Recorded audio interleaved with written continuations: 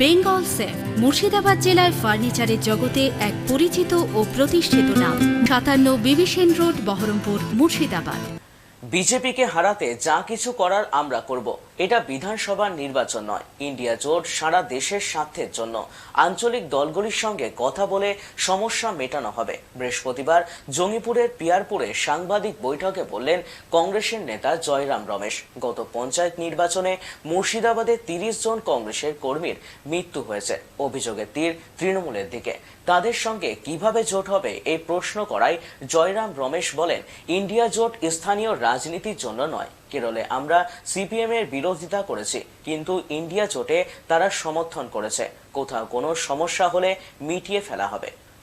India गठबंधन 2024 के लोकसभा चुनाव के लिए है। ये एक राष्ट्रीय गठबंधन है 28 पार्टियों का। अभी 27 हो गए हैं, क्योंकि एक नेता ने पलटी मारकर एनडीए में शामिल हो गए हैं, तो 27 पार्टियां हैं। ये विधानसभा चुनाव के लिए नहीं है, ये लोकसभा चुनाव के लिए है। विधानसभा में इंडिया गठबंधन के पार्टियां एक दूसरे से लड़ती हैं। हम आम आदमी पार्टी के साथ पंजाब और दिल्ली में लड़ते हैं विधानसभा के लिए।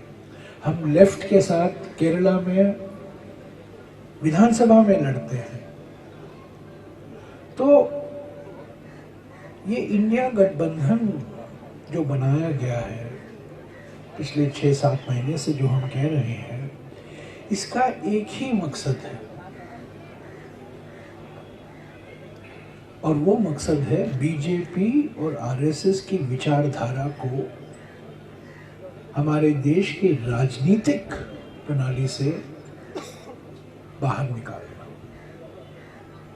ये एक वैचारिक मुकाबला भी है, एक वैचारिक टक्कर है। वो लंबा समय लगेगा, 5 साल लगेंगे, 10 साल लगेंगे, पर बीच में चुनाव के मील पत्थर आते हैं। और पहला मील पत्थर हमारे लिए 2024 के लोकसभा चुनाव है। तो सभी पार्टियों को ये समझना चाहिए, और कांग्रेस को भी समझना चाहिए। मैं सभी पार्टी, जब मैं कहता हूँ, मैं अपने आप को जोड़ता हूँ उसमें, कि इंडिया गठबंधन को कमजोर हमें करना नहीं चाहिए। हमें जो कुछ करना है, इंडिया गठबंधन को मजबूत बनाना है। और इंडिया गठबंधन लोकसभा चुनाव के संदर्भ में एक विशेष महत्व रखता है। पश्चिम बंगाल के मुख्यमंत्री ने बार बार कहा है कि वो इंडिया गठबंधन में है और रहेगी।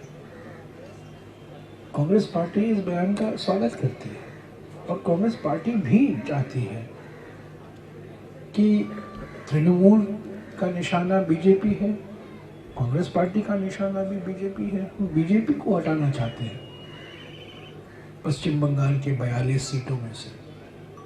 अभी 18 है बीजेपी के, उसको हम घटाना चाहते हैं, हम उसको जीरो करना चाहते हैं। इसीलिए तो इंडिया गठबंधन बना है। गठबंधन में बातचीत होती है, बातचीत में लेन देन होता है। हम कुछ लेते हैं, दूसरी पार्टियां कुछ देती हैं, हम कुछ देते हैं, दूसरी पार्टियां कुछ लेती हैं। तो ये कॉम्प्रोमाइज होता है, एक समझौता किया जाता है।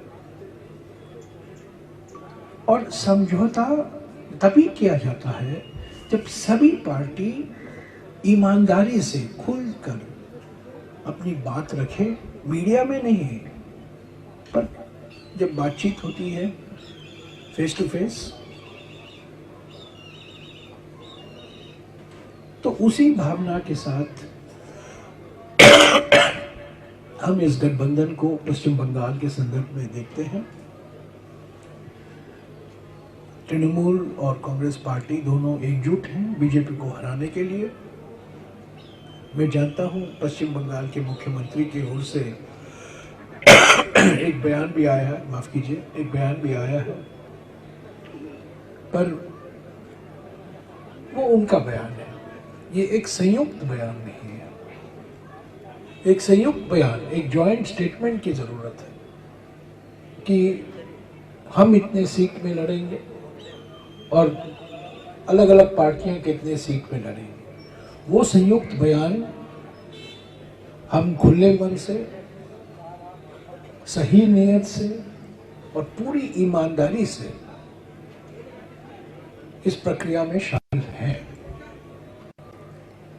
हम कुछ मीडिया के द्वारा नहीं बोलना चाहते, पर जो कुछ बोलना है आमने सामने हमारे नेताओं के बीच में बात होगी और मुझे पूरा विश्वास है कि कुछ ही दिनों में एक संयुक्त फॉर्मूला निकाला जाएगा। एक तरफा फॉर्मूला नहीं। हम नहीं कह सकते कि हम इतने सीट लड़ेंगे और पार्टी कह नहीं सकती हम ये सीट लड़ेंगे। बातचीत की जरूरत है, आमने सामने बातचीत की जरूरत है और सभी लोगों को, कांग्रेस पार्टी में, तृणमूल में, सभी पार्टी में लोगों को ये पहचानना चाहिए, नेताओं को ये पहचानना चाहिए कि ये लोकसभा चुनाव के लिए गठबंधन है, विधानसभा के लिए नहीं। तीसरी बात, जब 14 तारीख को भारत जोड़ो न्याय यात्रा मणिपुर में शुरू हुआ था, उसी दिन हमारे जो दिल्ली में बैठे हुए मुहूर्त के विशेषज्ञ, मुहूर्त ढूंढने के विशेषज्ञ, বেঙ্গল সেফ মুর্শিদাবাদ জেলায় ফার্নিচারের জগতে এক পরিচিত ও প্রতিষ্ঠিত নাম। মনের ভাবনাগুলো প্রকাশ পেল, ঘর সাজাতে ইচ্ছে হলো, রকমারি আসবাব আছে একসাথে, চলো ঘর সাজাই বেঙ্গল সেফের সাথে, বেঙ্গল সেফের সাথে। Bengal safe 57 বিবিসেন road, Baharampur, Murshidabad.